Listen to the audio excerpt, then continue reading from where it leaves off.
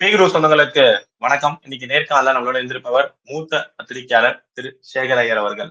வணக்கம். வணக்கம் கார்த்திக். வணக்கம்.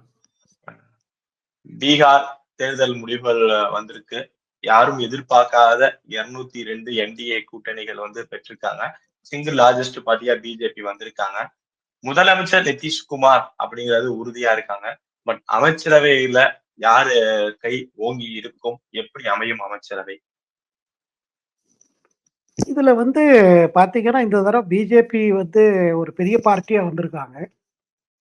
இனியும் பெரிய பார்ட்டியாக இந்த தடவை ஸ்ட்ரைக் ரேட்டும் நல்லா இருந்திருக்கு. முதலமைச்சர் நிதிஷ்குமார்னா, அப்ப துணை முதலமைச்சர் பாரதிய ஜனதா கட்சியிலேருந்து கட்டாயமாக இருப்பாங்க. அதை தவிர்த்து இல்ல அது உள்பட நீங்க பாத்தீங்கன்னா, ஒரு 14, 15 அமைச்சர்கள் இருக்கலாம். அதே மாதிரி ஜேடியு தரப்பிலேருந்தும் இப்ப இந்த தடவை சொல்லப்படுறது, ஒருவேளை ஜேடியு தரப்பிலேருந்தும் ஒரு டெப்டி சிஎம் வரலாம்னு சொல்லப்படுகிறது. ஒரு பேலன்சிங் குடுக்கறதுக்கு. மத்தபடி பார்த்தீங்கன்னா, இந்த ஆட்சி தொடர் ஆட்சி. போன இதுல இருந்து அரேஞ்ச்மென்ட்டா தொடருகிறது. ஆனா மக்கள் இவ்வளவு பெரிய ஆதரவு குடுத்த பிறகு, பல சேலஞ்சஸ் இருக்கிறது. அதாவது பல திட்டங்கள நிறைவேற்கணும், பல புதிய திட்டங்கள் ஆரம்பிக்கணும். அது குறிப்பிட்டதா பார்த்தீங்கன்னா, மகளிர்களுக்கு பல திட்டங்கள் இருக்குது, இளைஞர்களுக்கு இருக்குது. வேல வார வ வேலை வாய்ப்பு எப்படி அதிகரிப்பது? அப்புறம் வேலையில்லா திண்டாட்டத்தை எப்படி நன்றாக குறைப்பது? இந்த மாரி பல இதெல்லாம் இருக்குது. சேலஞ்சஸ் இருக்குது. அதுல உடனடியா ஆரம்பிச்சுருவாங்க. பிரதமர் பார்த்தீங்கன்னா, பிரதமர் மோடியே இந்த தடவ இந்த கவர்மெண்ட்ட பார்த்தீங்கன்னா, பின்னாடி இருந்து என்னெல்லாம் தேவையோ அதெல்லாம் செஞ்சு குடுத்து, ஏன்னா இந்த பீகார்ல கிடைத்திருக்கிற ஒரு மேண்டேட் பெரிய மேண்டேட். இது பல மாநிலங்கள்ல வரப்போற தேர்தல்லாம் இம்பாக்ட் பண்ணும். அதாவது நான் சொல்வது உடனடியாக மேற்கு வங்காளமோ, தமிழ்நாடோ, கேரளமோ, அஸ்ஸாம் பத்தி நான் சொல்லல. நான் சொல்வது அடுத்த ஆண்டு, அதாவது 2027ல வரப்போற தேர்தல். குறிப்பிட்டதாக உத்தரப்பிரதேசம். பீகார், உத்தரப்பிரதேசம்லாம் பார்த்தீங்கன்னா, பக்கத்துல இருக்கு. அங்கெல்லாம் பயங்கர இம்பாக்ட் இருக்குது. அங்க யோகி தலைமையில அரசு நடந்துட்டு இருக்கு. அந்த இடத்துல யோகி ரன்னா தான் பண்ணிட்டு இருக்காரு. ஆனா பீகார்ல வந்த பிறகு பார்த்தீங்கன்னா, குறிப்பிட்டதாக கிழக்கு உத்தரப்பிரதேசத்தெல்லாம் பீகாரோட இம்பாக்ட் நெறைய இருக்குது. அது ஏழை மக்கள், எளிய மக்கள், பின்தாங்கிய மக்கள், தலித் மக்கள், ஓபிசி, அப்புறம் இபிசி இவர்கள் மத்தியில பார்த்தீங்கன்னா, மோடி தலைமையில் இருக்கிற என்டிஏ அரசு மீது நம்பிக்கை அபாண்டமா இருக்கிறது. காரணம் என்னன்னா, சொல்வதை செய்கிறார், செய்ததை சொல்லுகிறார். பிரதமர் மோடி, அவர் அரசு. அதே மாரி நிதிஷ்குமாருக்கும் அதே பேரு.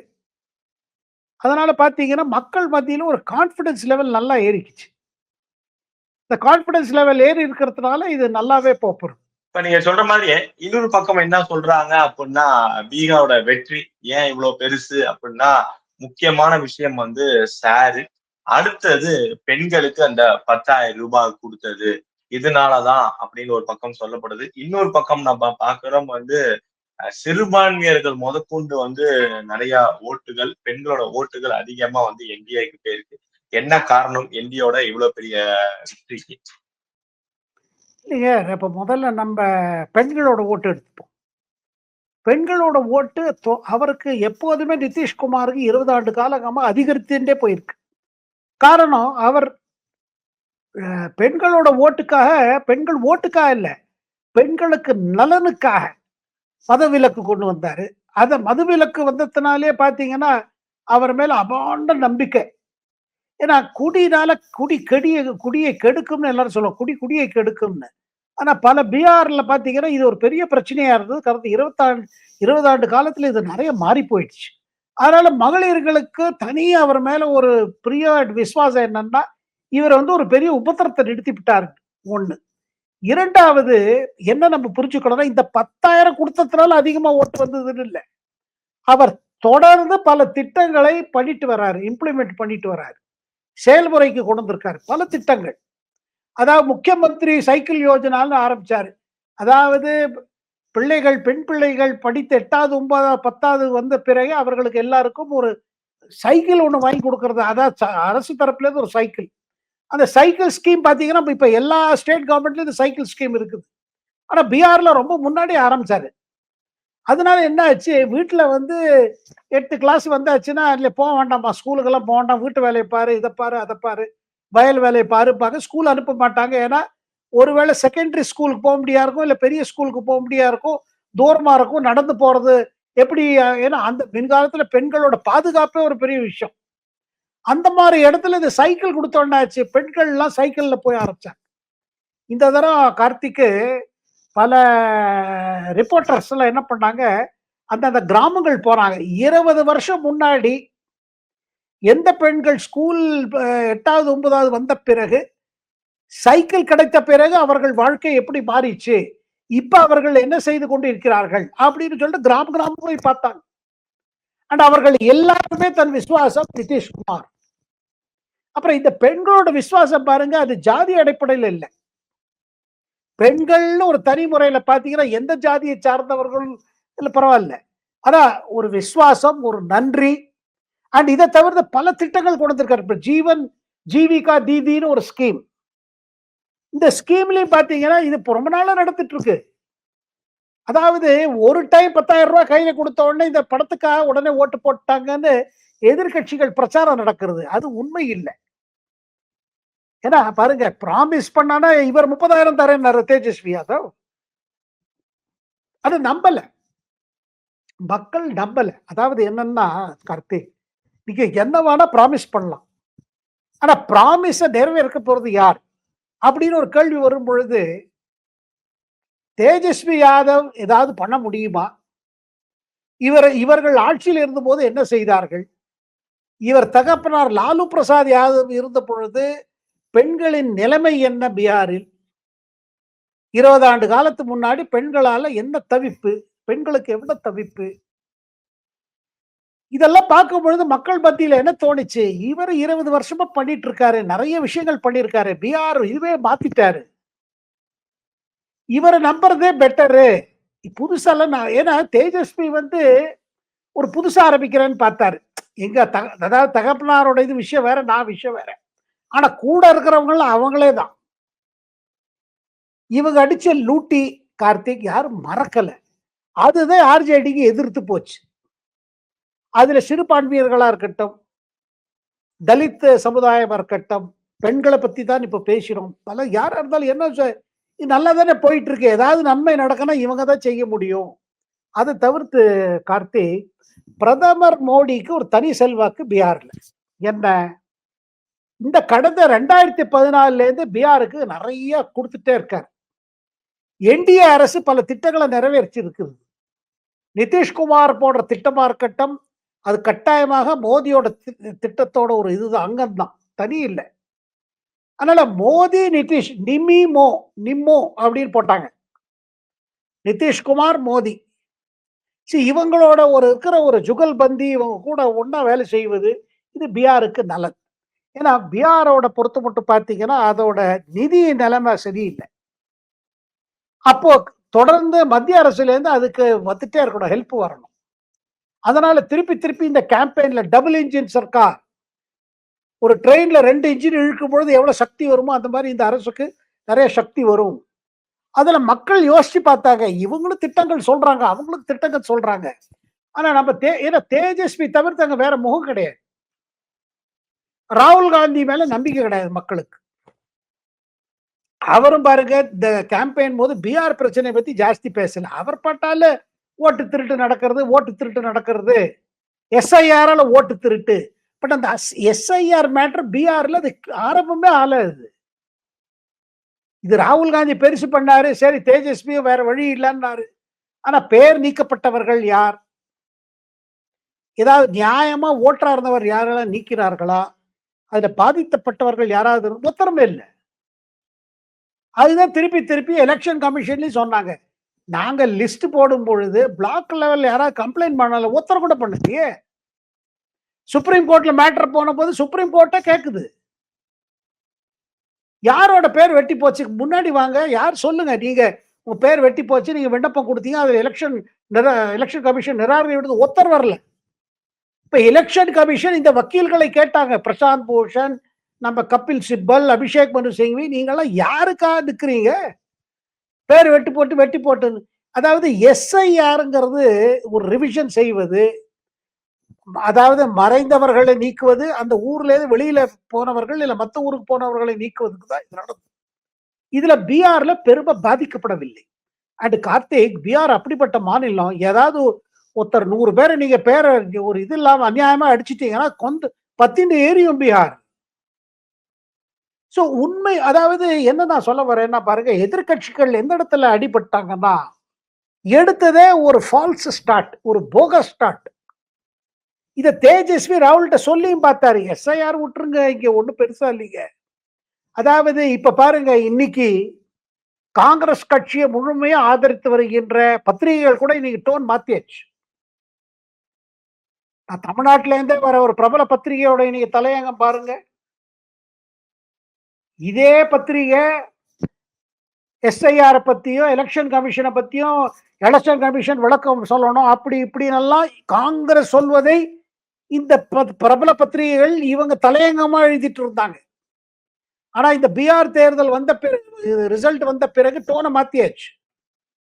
என்ன சொல்றாங்க, காங்கிரஸ் சும்மா சும்மா இந்த எஸ்ஐஆர் எடுப்பது தனக்கு ஏற்படுற ஏமாற்றத்துக்கு காரணம், தோல்விக்கு காரணத்தை விசாரிக்காம இருப்பதற்காக இது ஒரு எக்ஸ்கியூஸ். சும்மா சல்சாப் சொல்லிட்டு இது ஏமாத்திட்டு இருக்காங்க, ஒரு தடவை தோத்து அப்படின்னு இப்ப சொல்றாங்க இந்த ஆங்கில பத்திரிகை. இதுதான் நம்ம சொல்லிட்டே இருக்கோமே. இன்னைக்கு காங்கிரஸ் நிலைமையில என்னெல்லாம் பாருங்க. அதாவது இல்லாத ஒரு இஷ்யூ மாதிரி பண்ணி மக்களை பயமுடுத்தி, இப்ப அதே தான் நடக்குது தமிழ்நாட்டிலையும் கேரளத்திலையும் மேற்கு வங்காளத்திலும். இல்ல இல்ல அது வந்த பேர் போடும். ஏங்க அது சிஸ்டம் இருக்குது. பல முறை எஸ்ஐஆர் நடந்திருக்கு. தெலுங்கானால கூட நடந்தது. அந்த எஸ்ஐஆர் பிறகுதான் ரேவந்த் ரெட்டி காங்கிரஸ் ஜெயிக்கலையா? அதாவது இப்ப எல்லாரும் என்ன, இப்ப யோகேந்திர யாதவ் போல தலைவர்களை டியூனை மாத்திட்டாங்க. அதாவது காங்கிரஸ் சொல்வது போல இல்லை. there is a difference between unfair election and fraudulent election ஆரம்பிக்கிறார். ஏன்னா ராகுல் காந்தி வைக்கிற குற்றச்சாட்டு என்ன, ஃப்ராடு நடக்குதுன்னு, ஓட்டு திருடப்படுறதுன்னு. அன்ஃபேர் எலெக்ஷன் என்னன்னா, அது ஒரு எல்லாருக்கும் ஈக்குவலா இல்ல, அரசுல இருந்தவர்களுக்கு ஒரு லாபம் இருக்குது. இப்ப திமுக அரசுல, இப்ப திமுக ஆட்சியில் இருக்கிறது. இப்ப தேர்தலை ஃபேஸ் பண்ணும்போது அவங்களுக்கு ஒரு அட்வான்டேஜ். ஏன்னா they are the ruling party. ADMK, BJP they are opposition party. ஏன்னா அவங்க ஆட்சியில் இருக்காங்கல்ல, ஆட்சியோட அவங்க கடைசி வரையில இருப்பாங்கல்ல, தேர்தல் முடிஞ்ச புது அரசு வரவரு. அதாவது இப்ப யோகேந்திர யாதவ் சொல்றாரு அதுல ஒரு வித்தியாசம் இருக்குது. அதாவது ஃப்ராடுலண்ட் எலெக்ஷனுக்கும் அன்ஃபேர்னஸ் எப்போதும் இருக்கும். எந்த ஆட்சிக்கும் பார்ட்டி ஆட்சியில் இருக்குதோ அவங்களுக்கு ஒரு அட்வான்டேஜ் இருக்கும். அட்மினிஸ்ட்ரேஷன் அவங்களோட ஆளாதான் இருப்பாங்க. ஆனா எஸ்ஐஆர் முழுமையா தப்பு, எஸ்ஐஆர் ஃப்ராடு, அது பேர் யார சிறுபான்மையினரை நிற்குவதற்கா இருக்கு. அத மாதிரி ஒரு அபத்தமான ஒரு பயம் கலப்புது. எதுக்கு? இப்ப சுப்ரீம் கோர்ட் பீகார் மேட்டர்ல என்ன ஆச்சோ இவங்களும் போறாங்க. இதுல என்ன போகுது? அதாவது செத்தவர்கள் பெயரை நீக்காதீர்கள். அப்ப செத்தவர்களோட ஓட்டு மீது ஏன் உங்களுக்கு கண்ணு இருக்குது? செத்தவர்கள் மீண்டும் ஓட்டு போடுகிறார்களா? இல்ல அவர் பேர்ல நீங்க ஓட்டு போடுறீங்களா அவங்க ஓட்ட? எதுக்கு பயப்படுறீங்க? கிளீனா பாருங்க, எலக்ட்ரல் ரோல்ஸ்ல அது அப்பப்போ ரிவைஸ் பண்ணி கிளீனா வச்சிருந்தாதான் நல்லது, எல்லாருக்குமே நல்லது. ஜெயிக்கிறவன் ஜெயிக்க போறாங்க, தோக்கிறவன் தோக்க போறாங்க. ஜென்யூன் ஓட்டர்ஸ் இருக்கணும் லிஸ்ட்ல.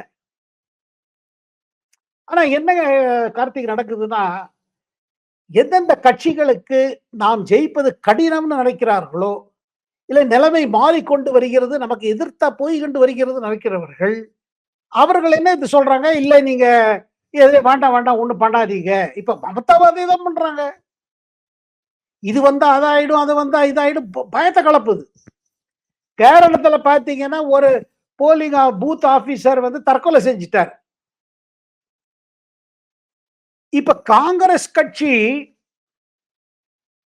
அங்க காங்கிரஸ் கட்சி சரி, இடதுசாரி கட்சிகள் ரெண்டு கேரளத்துல என்ன பண்றாங்க, இதை நிறுத்திடுங்க, இந்த எஸ்ஐஆர் நிப்பாட்டிடுங்க, தேவையில்லை பழைய லிஸ்ட்ல போலாம். ஆனா இந்த போலிங் பூத் ஆபீசர் ஒரு அதிகாரி தற்கொலை செய்வதாக கூறப்படுகிறது. அப்ப அதுக்கு இடதுசாரி கட்சிகள் சொல்லுவது என்ன என்றால், காங்கிரஸ் தலைவர்கள் அவர் மேல போட்ட பிரஷரால தான் அவர் தற்கொலை செய்து கொண்டார்னு ஒரு கிளப்பி விட்டுருக்காங்க. அதாவது இடதுசாரி கட்சிகளும் சரி, காங்கிரஸும் சரி எஸ்ஐஆர் வேண்டாம் சொல்லுகிறார்கள் ஒரு பக்கம். இன்னொரு பக்கம் ஒரு பூத் ஆபீசர் செத்து போயிட்டாரு. இது இதுக்கு காரணம் எலெக்ஷன் கமிஷன் ரொம்ப பிரஷர் இருக்குது. ஏங்க இது எப்போ நடக்கிற விஷயம் தான்.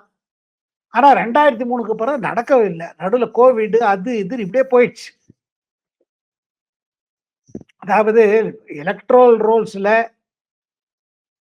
அங்க இருக்காதவர்கள், இறந்து போனவர்கள், மறைவானவர்கள் இவர்களெல்லாம் ஓட்ட வச்சுட்டு யாரோ போய் ஓட்டு போட்டு வராங்க மாதிரி தானே ஆகுது. இப்ப எது ஓட்டு திருட்டு? எஸ்ஐஆர் போட்டு லிஸ்ட சரி செய்வது ஓட்டு திருட்டா? இல்ல இறந்தவர்கள் பேரில் போய் ஓட்டு போடுவதா? இந்த கேள்வி எல்லாம் வருது.